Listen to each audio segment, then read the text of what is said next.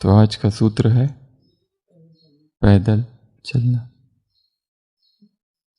परंतु कैसे पैदल चलना, उसमें भी हम एक चीज जोड़ेंगे, नंगे पांव चलना, जिसको कहा जाता है bear foot walking. Bear foot walking. इस बात को हम भट्टी से क्यों जोड़ रहे हैं, इसका योग से क्या संबंध है? पहले तो अभी जो बातें सुनी, इन सभी बातों का योग से संबंध है। हमारा योग बैठा हुआ योग नहीं है, हमारा योग चलता फिरता योग है। उठते बैठते चलते फिरते योग है, कहीं एक जगह बैठकर योग नहीं है। इसीलिए एक नया प्रयोग इस भट्टी में हमें करना है, और ये प्रयोग करते करते हमें केवल आध्यात्मिक ऊंचाई या नहीं, परंतु शारीरिक स्वास्थ्य भी प्राप्त हो जाएगा, मानसिक सबलता प्राप्त हो जाएगी, वैचारिक ठोसता आएगी, और बहुत सारे अलग प्रकार के फायदे हो जाएंगे। और कुछ ऐसी बातें शरीर में घटित होगी कि जिनसे हम आश्चर्यचकित हो जाएंगे कि ये क्या हो गया, ऐसा तो हमने सोचा ही नहीं था। कुछ बातें हम ऐसी होगी जो इस क्लास में भी नहीं बताएंगे, जो आपको खुद ही अनुभव होगा एक दिन, अगर आप ये आज से चालू करोगे तो। पहला सूत्र था अमृत वेला, दूसरा सूत्र है नंगे पांव चलना, बेयर फुट वॉकिंग। इसको कहा जाता है ग्राउंडिंग, इसको कहा जाता है अर्थिंग। तो आज हम इसकी विस्तार से चर्चा करेंगे। हमारे गांव के लोग, पूर्वज, उठते थे, बैठते थे, सोते थे, चलते थे, लेटते थे। कहाँ चलते थे? जमीन पर, शूलेस। जब से शू आ गया है, जब से चप्पल आ गई है, जूते आ गए, हमारा धरती से स्पर्श ही टूट गया है। जब तक धरती से स्पर्श नहीं जुड़ता, बहुत सारी चीजों से हम दूर है। रोड, सारी दुनिया रोड ही रोड है, इसीलिए धरती है ही नहीं। इसीलिए अब हमको एक नया पुरुषार्थ अपने जीवन में जोड़ना है, वो है बेयर फुट वॉकिंग, वो है नंगे पांव चलना। सबसे पहले तो हम देखेंगे इसके फायदे क्या है, फिर हम उसके आध्यात्मिक फायदे पर आएंगे। सबसे पहला तो जब हम नंगे पांव चलते हैं, पहली बात तो कहाँ चलना है। तो इसमें दो ऑप्शंस है, एक है मिट्टी, एक है घास। घास के लिए कई लोग कहते हैं घास और मिट्टी एक जैसा है, परंतु ऐसा नहीं है। मिट्टी पर ही चलना है, घास पर नहीं, रोड पर नहीं, पेवमेंट पर नहीं, सीमेंट पर नहीं, हो सके तो जहां सूखी मिट्टी हो या गीली मिट्टी हो। दूसरा ऑप्शन है रेत, गीली रेत या सूखी रेत, कैसी भी रेत हो। यहां कितना देर चलना है? 45 मिनट से लेके तो 1 घंटे तक। इसको अपना डेली रूटीन बनाना है, अपने व्यस्त दिनचर्या में ऐसा टाइम निकालना है कि जिसमें कम से कम हर दिन 45 मिनट्स से लेके 1 घंटे तक हम बेयर फुट वॉकिंग करें। अब उसके फायदे क्या क्या है? 10-15 फायदे। पहले हम शरीर, मन, स्वास्थ्य, ये सब के आएंगे और फिर अध्यात्म में आएंगे। सबसे पहला है सजगता, क्योंकि हम नंगे पांव चल रहे, तो नंगे पांव चलते समय हमें ध्यान रखना होता है, सजगता के साथ चलना होता है, पूरा माइंडफुलनेस के साथ। कोई कांटा ना चुभ जाए, कोई कंकड़, कोई नोकीली चीज ना चुभ जाए, इसलिए हमारा माइंड एक्टिव होता है चलते समय। हम देख देख के चलते हैं, फूक फूक के चलते हैं, तो हमारे माइंड का अलर्टनेस बढ़ता है जब इस सजगता से चलेंगे। कहाँ चलना है? कहीं पर भी चल सकते हैं। एक ट्रैक क्रिएट करना है। अगर आप सेंटर पर रहते हैं और वहाँ जगह है, घास है, घास को हटा दो और एक ट्रैक क्रिएट करो। उसमें से देखो कि पत्थर, अगर कंकड़ ज़्यादा है तो वो हटा दो, कांच के टुकड़े हैं तो वो वहाँ से हटा दो। ध्यान रखना है जो डायबिटीज़ के पेशेंट है, उनके पैरों को कुछ न चुभे, इसके लिए उसका स्पेशल ध्यान रखना है, एक ऐसा ट्रैक क्रिएट करके रखना है। अगर नहीं है तो भी चलेगा। जो लोगों को कोई भी बीमारी नहीं है उनके लिए तो किसी ट्रैक की ज़रूरत नहीं है, कहीं पर भी किया जा सकता है, किसी भी ग्राउंड में, किसी भी मैदान में, पुलिस ग्राउंड में, जहाँ मिट्टी है वहाँ पर। और पर चलना कंपलसरी है, रोज रोज चलना है 45 मिनट्स। तो सबसे पहला फायदा अलर्टनेस, अवेयरनेस, सजगता आएगी। चलते चलते ही आप देखोगे चलने से पहले जो अवस्था थी मन की अब वो नहीं रही। 45 मिनट्स के बाद अब जब बाहर निकल रहे कुछ और ही हो गया है मन में, ऐसी अलर्टनेस आ गई है कि जो कभी अनुभव नहीं हुई थी बेयर फुट वॉकिंग से। एक अलर्टनेस। दूसरा एंजाइटी, जिनको एंजाइटी रहती है, बेचैनी रहती है, आप देखेंगे वो बेचैनी अपने आप गुम हो गई। जिनको हमेशा डर रहता है, फियर रहता है, नींद नहीं आती है, तो नींद अपने आप ठीक होने लगेगी। रात में जागते रहते हैं, कितने ब्राह्मण हमारे ओपीडी में आते हैं जिनको नींद ही नहीं आती है। उनके लिए सबसे बेस्ट ट्रैंक्विलाइजर, स्लीपिंग पिल है बेयर फुट वॉकिंग।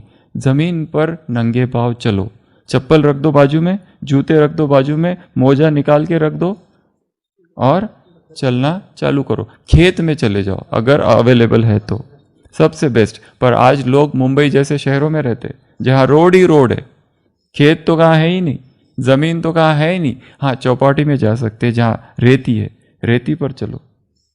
कहीं पर भी जिसको ढूंढना है वो कैसे भी करके ढूंढेगा, जहां चाह है वहां राह है। तो दूसरा, एंजाइटी कम होगी, बेचैनी कम होगी, डिप्रेशन कम होगा, उदासी जो है उदासी बिल्कुल हट जाएगी। डिप्रेशन का ट्रीटमेंट कहा जाता है बेयर फुट वॉकिंग को। चलते चलते ही ऊर्जा का आरोहण होता है, यह दूसरा। तीसरा, एक्टिवेशन ऑफ पीनियल ग्लैंड कहा जाता है। यहाँ पे पीनियल ग्लैंड जो है, वैज्ञानिक तो कहते थे अब तक कि ये वेस्टिजियल ग्लैंड है, इसका कोई काम नहीं है शरीर में। जैसे अपेंडिक्स कोई काम नहीं है इसका, जैसे थाइमॉइड कोई काम नहीं है शरीर का, ये वेस्टिजियल ऑर्गन्स है शरीर के। तो ये जो पीनियल ग्लैंड है, वर्तमान में 18,000 से भी ज़्यादा साइंटिफिक पेपर पब्लिश हुए हैं पीनियल ग्लैंड पर। और पीनियल ग्लैंड को आत्मा की सीट ऑफ द सोल कहा जाता है।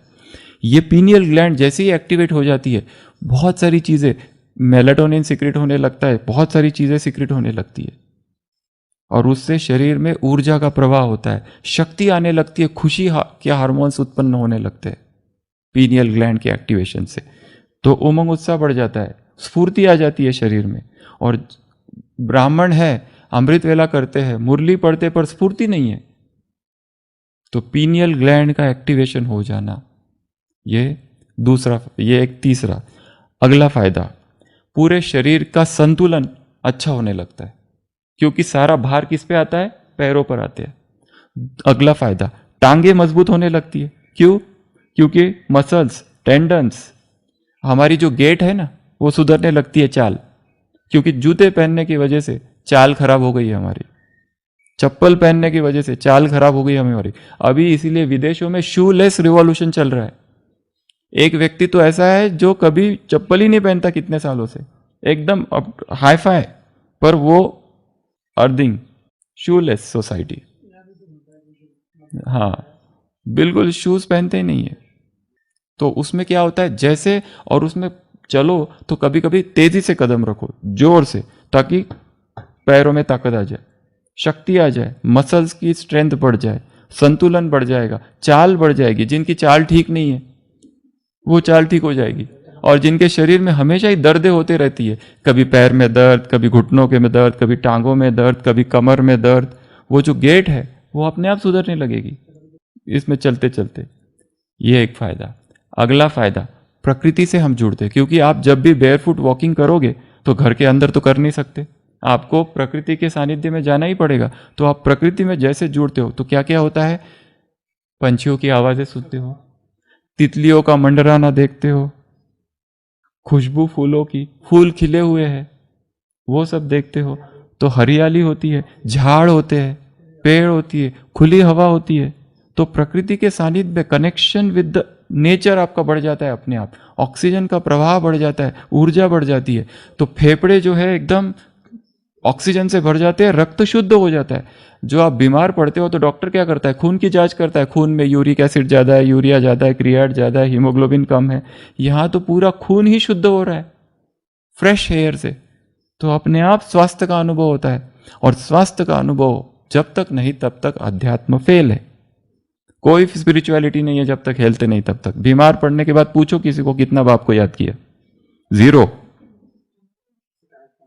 शिकायत से भरा हो जाता है मन, इतनी सारी दवाइयां, कटोरा भर की दवाइयां, जीवन भारी, कुछ नहीं, बस कैसा विशियस साइकिल है। एक तो सेल्फ पॉइजनिंग, पहले गलत आहार खा रहे, उससे पूरे टॉक्सिन्स अंदर भर रहे, अब उस टॉक्सिन्स को निकालने के बाद में दवाइयां खा रहे, उससे फर्दर टॉक्सिन्स जा रहे, और फिर उसके साइड इफेक्ट, उन साइड इफेक्ट को ठीक करने के लिए और टॉक्सिन्स, पूरा कुचक्र है टॉक्सिन्स का।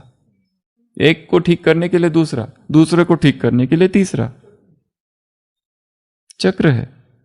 ये तो कितना अच्छा, आपको डायरेक्ट मिल रहा है, प्रकृति से सीधा ऊर्जा मिल रही है, ऑक्सीजन मिल रहा है, सीधा प्राण ऊर्जा मिल रही है, संजीवनी शक्ति मिल रही है। और एक टाइम कब है, कब करना है, तो तब किया जाए सुबह सुबह जब सूरज की किरणें हमारे शरीर पर पड़ रही हो। ये सबसे बेस्ट टाइम है। कभी भी किया जा सकता है दिन में, परंतु बेस्ट टाइम है जब सूरज की किरणें शरीर पर पड़ रही हो और प्रकृति का सानिध्य हो, तब बेयरफुट वॉकिंग करना है, तब नंगे पांव चलना है। तो ये एक फायदा प्रकृति से कनेक्ट। उसके बाद में अगला, नींद अच्छी आने लगेगी। जिनको अनिद्रा की बीमारी है उनके लिए बेस्ट इलाज है बेयरफुट वॉकिंग। जिनको नींद ही नहीं आती उसका ये इलाज है, अनिद्रा का इलाज। It's a treatment for. अगला, आंखों की रोशनी बढ़ती है, कहते हैं आंखों की रोशनी बढ़ने लगेगी।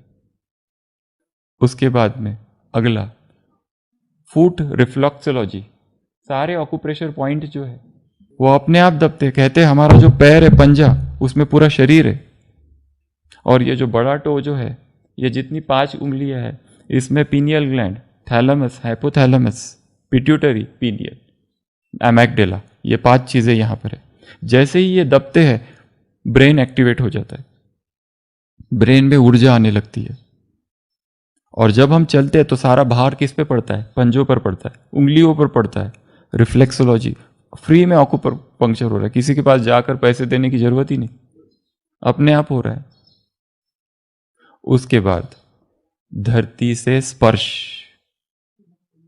धरती से स्पर्श हो रहा है हमारा। हम किससे बने हुए हैं, शरीर मिट्टी से बना हुआ है। जब हम धरती पर चलते हैं तो माँ धरती के, माँ भारती से हमारा स्पर्श होता है, और मूल स्रोत से स्पर्श होते ही विद्युत कण उत्पन्न होते हैं शरीर में, पूरा चालू हो जाता है, कुछ कुछ प्रवाह उत्पन्न होना चालू हो जाए। क्योंकि हमारा सोर्स क्या है, धरती है, हम मिट्टी के बने हुए हैं शरीर, तो मिट्टी मिट्टी से जैसे ही मिलती है कुछ कुछ होने लगता है। मिट्टी पुतले हैं हम ना, तो मिट्टी का स्पर्श होना चाहिए इस शरीर को। और शरीर को मिट्टी का स्पर्श होने का साधन और तो कोई दूसरा अच्छा तरीका ही नहीं है। लेटोगे क्या, चलो वो भी करो तो भी सोना, वो भी एक अच्छी बात है, बट सबसे आसान तरीका जो है वो ये है। आजकल तो विदेशों में पैड आए हैं, अर्थिंग पैड्स। जब आप कंप्यूटर पे बैठते हैं तो पैर अर्थिंग पैड पर लगाते हैं, सोते हैं तो अर्थिंग बेड आया है। इतनी सारी मटेरियल आए हैं अर्थिंग करने के लिए, बहुत सारी चीजें हैं। इधर इधर हाथ के लिए पैड आया है, पैर के लिए पैड आया है, सोने के लिए पैड आया है, सब अर्थिंग के लिए। अब अगला फायदा, अर्थिंग। हमारा शरीर 60% पानी से भरा हुआ है। हमारा शरीर कितना परसेंट, कुछ कुछ व्यक्ति तो है, जानवर जो होते हैं कईयों के 90% से भरा हुआ है, पर हमारा जो शरीर है 60% क्या है, पानी है। उसमें से ब्रेन और हार्ट में 73%, लंग्स में 83%, स्किन में 64%, मसल किडनी में 79%, हड्डियों में भी पानी है 31%। पानी से भरे हुए हैं हम। तो ये जो पानी है इसको चार्जिंग की आवश्यकता होती है, अर्थिंग की आवश्यकता होती है। और धरती में निगेटिव पार्टिकल्स होते हैं, वो निगेटिव पार्टिकल शरीर को बहुत आवश्यक है। उन निगेटिव पार्टिकल से जैसे ही शरीर का टच होता है अर्थिंग होती है, और अर्थिंग जैसे ही होती है हमारी बहुत सारी बीमारियां ठीक हो जाती है, माइंड शांत हो जाता है, इम्यूनिटी बढ़ने लगती है। इसीलिए जो किसान होते हैं कम बीमार पड़ते हैं, पर जो एग्जीक्यूटिव्स होते हैं जिनका कभी धरती से कोई स्पर्श का कोई लेना देना ही नहीं है उनको, हम 24 घंटे इवन सेंटर पर रहते हैं तो चप्पल रहती है। क्यों चाहिए चप्पल? किचन में हर जगह चप्पल होती है। चलो आप धरती पे नहीं चल रहे हो पर जमीन का, चलो सीमेंट का भी टच हो जाए तो भी बहुत अच्छी बात है, तो भी चलो ठीक है, कुछ तो ठीक है, कुछ तो ठीक है। परंतु हमारे पंजे को धरती का टच चाहिए, ये कंपलसरी है। उसके बाद में नेक्स्ट फायदा, फ्री रेडिकल्स। हमारे शरीर में जितने ज्यादा फ्री रेडिकल्स होंगे उतनी ज्यादा बीमारी होगी।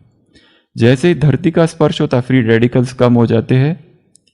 अगला, जैसे ही धरती का स्पर्श होता है एंटीऑक्सीडेंट्स बढ़ जाते हैं। हमको हरी सब्जियों से क्या मिलता है? एंटीऑक्सीडेंट्स। वही एंटीऑक्सीडेंट्स हमको वहां से मिल सकता है। अगला, स्वास्थ्य, ओवरऑल स्वास्थ्य। ओवरऑल स्वास्थ्य में क्या होता है? ओवरऑल स्वास्थ्य में ऐसा कहा गया है, स्विट्जरलैंड के प्रतिष्ठित वैज्ञानिक शोध संस्थान है MDPI के international journal of environmental research and public health में प्रकाशित एक रिव्यू के अनुसार शरीर का पृथ्वी से संपर्क में आने से शरीर की विद्युत चुंबकीय व्यवस्था पर सकारात्मक असर पड़ता है। हृदय गति और शरीर में ग्लूकोज के रेगुलेशन में सुधार आता है। यही कारण है कि हृदय रोगियों को और डायबिटीज के मरीजों को नंगे पांव चलना लाभकारी पाया गया है। अमेरिका में प्रकाशित journal of alternative and complementary medicine में प्रकाशित एक आलेख बताता है कि शरीर का पृथ्वी के संपर्क में आने से लाल रक्त कोशिकाओं की सतह पर इलेक्ट्रॉनिक चार्ज में वृद्धि होती है, जिस कारण नसों और धमनियों के अंदर रक्त की प्रवाहशीलता बढ़ती है। जाहिर है ब्लड सर्कुलेशन को होने वाला यह फायदा हृदय रोगी सहित कई रोगों में लाभकारी होता है। इतने सारे फायदे हैं कि ढेर सारी बीमारियां ऐसे ही नष्ट हो जाएगी, खत्म हो जाएगी। परंतु हमको ऐसा नहीं कि आज मैं चलूं और फायदा तो हुआ ही नहीं। कम से कम 2 हफ्ता तो चलना पड़ेगा, डेली चलना पड़ेगा, उससे भी ज्यादा। या तो हम तो कहते हैं कि रोज चलो, रोज ऐसा समय निकालो। पूरे माउंट आबू में ऐसी कोई जमीन नहीं होगी जहां हम स्वयं पैदल नंगे पांव नहीं चले।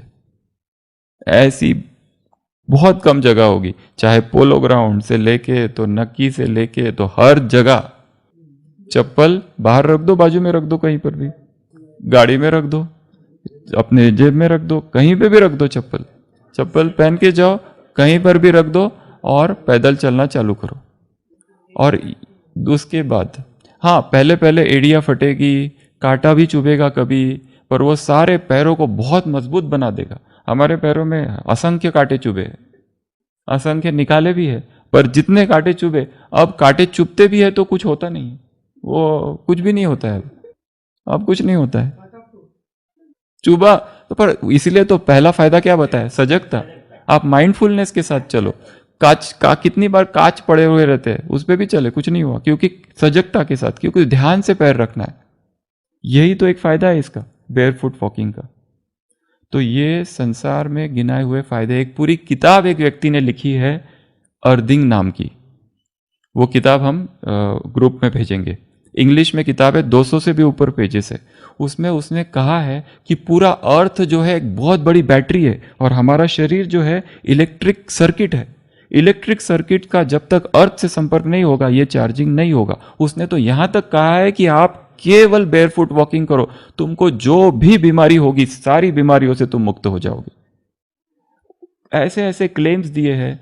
उसने कहा है कितना बेयरफुट वॉकिंग करना, उसने कहा जितना ज्यादा हो सके। एक महिला का उदाहरण दिया जो 16 घंटा बेयरफुट वॉकिंग करती है, और वो 16 घंटा अर्थात केवल धरती पर चलना नहीं, उसने अपनी दिनचर्या ही ऐसी बना के रखी है कि रात को सोना भी है तो धरती पे सोने का, दिन में काम भी करना है तो अपने ऑफिस में मिट्टी रखी है, सब जगह मिट्टी मिट्टी मिट्टी मिट्टी मिट्टी, पूरा 16 घंटा 18 घंटा। उसमें यह भी बनाया है, कई लोगों ने प्रश्न पूछा अगर ज्यादा मिट्टी से संपर्क हुआ तो नुकसान तो नहीं है, सारे प्रश्नों के उत्तर दिए। एक और फायदा बताया है, जेट लैग। जेट लैग, इधर से उधर जाते हैं, अमेरिका से भारत आए तो जेट लैग होता है, सिर दुखता है, जाके बेयरफुट वॉकिंग करो, एकदम फ्रेश। ऐसे ऐसे फायदे गिनाए हैं जो किसी ने सोचे नहीं दिखे। उसने कहा ये किताब आज तक इस टॉपिक पर किसी ने लिखी ही नहीं जो मैं लिख रहा हूं, और इतना रिसर्च किया उसने केवल इस एक टॉपिक पर, बेयरफुट वॉकिंग पर। अब हम आते हैं अध्यात्म में, बाबा ने क्या कहा है और हम क्या कर सकते हैं इसमें। सबसे पहला फायदा जो हमने अपने जीवन में सबसे ज्यादा किया है वो है सारा अव्यक्त मुरलियों का, साकार मुरलियों का या ज्ञान चिंतन सारा बेयरफुट वॉकिंग करते ही किया है इतने सालों में। पहाड़ों पर भी बेयरफुट वॉकिंग, पहाड़ों पर तो नहीं हो सकता है पर करो, नुकसान तो कुछ नहीं है ना। टोड रॉक है, गुरुकुल है, जितने माउंट के जितने पहाड़ है, सभी पहाड़ों पर घंटों घंटों, कभी कभी 8-8 घंटा, कभी कभी 10 घंटा, संडे की मुरली कभी कभी 10-10 घंटा एक ही मुरली का चिंतन। कहीं पर भी करो, खेतों में करो, पुलिस ग्राउंड तो सबसे बेस्ट है। और अगर गीली मिट्टी हो, और एक फायदा, फायदे आप लिखते जाओ, और एक फायदा, जब धरती हमारे शरीर का टच गीली मिट्टी से होता है, आनंद की अनुभूति होती है। अभी देखो जैसे बारिश आई रात को, अभी गीली मिट्टी पर चलो थोड़ा सा, इतना सुखद अनुभव होता है। कई लोग कहते हैं घास पर और गीली मिट्टी पे चलने से ज़्यादा एक ही फायदे है, परंतु फायदे का आपको पता तब चलेगा अब जब आप फास्टिंग अवस्था में चलोगे तो पता चलेगा कि मिट्टी पे चलने का फायदा ज़्यादा है।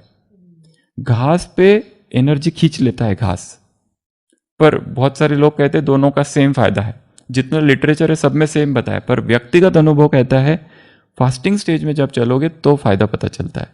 घास एनर्जी को खींचता है, इसके लिए घास पे नहीं, पर चलोगे तो उसमें भी फायदा है, वो एक अलग बात है। फायदा तो फायदा ही है क्योंकि धरती के स्पर्श में आप आ रहे हो।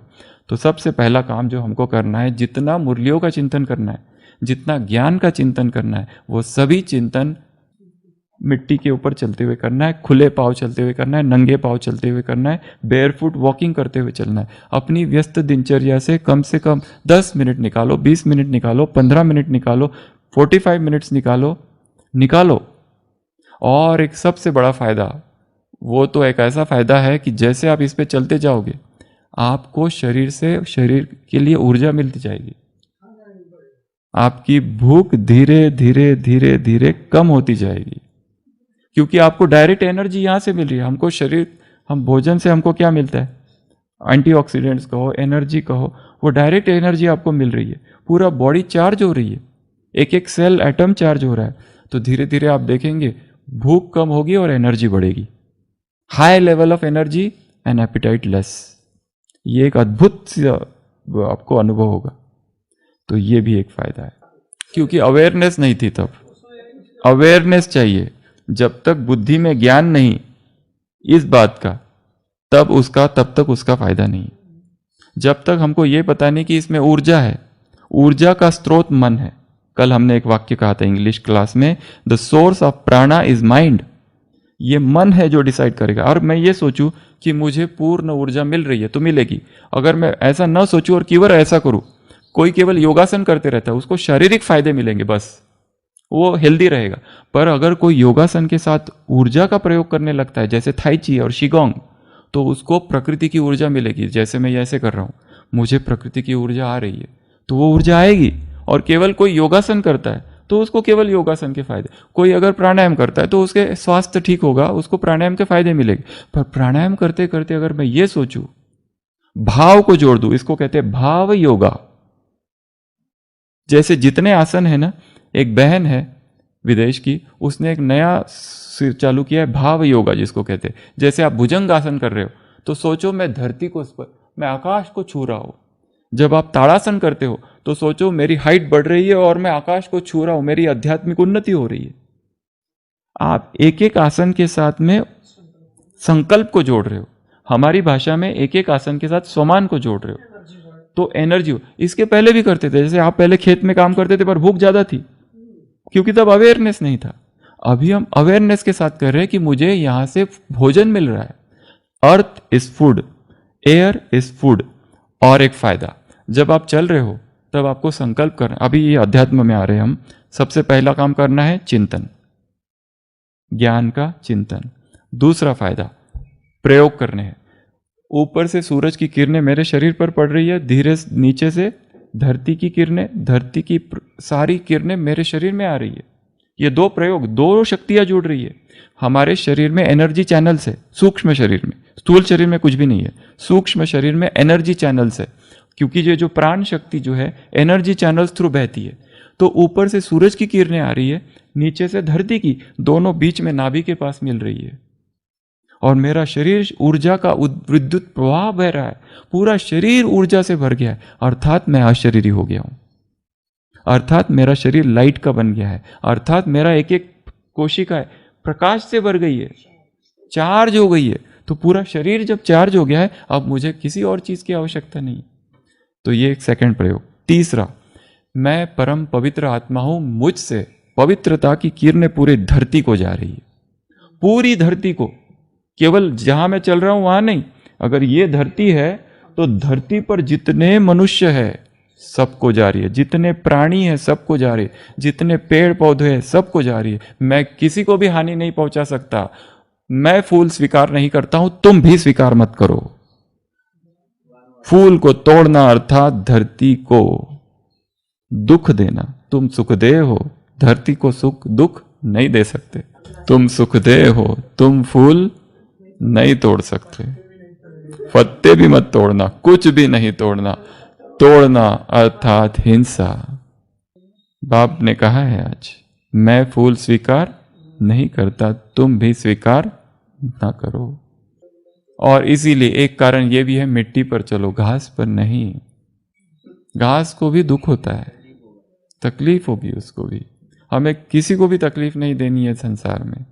उठती है धरती को भी मारो, तो इसके लिए बहुत हल्के पाव से चलो, प्यार से चलो, और ये संकल्प करते करते चलो, सुबह अमृत वेला और नुमा शाम प्रकृति को सकाश देनी है, और सारे दिन भर प्रकृति से ऊर्जा लेनी है कि प्रकृति की सारी ऊर्जा, धरती माँ की सारी ऊर्जा, अर्थ लैप में हूं मैं, धरती माँ की गोद में हूं, माँ भारती की गोदी में मैं चल रहा हूं।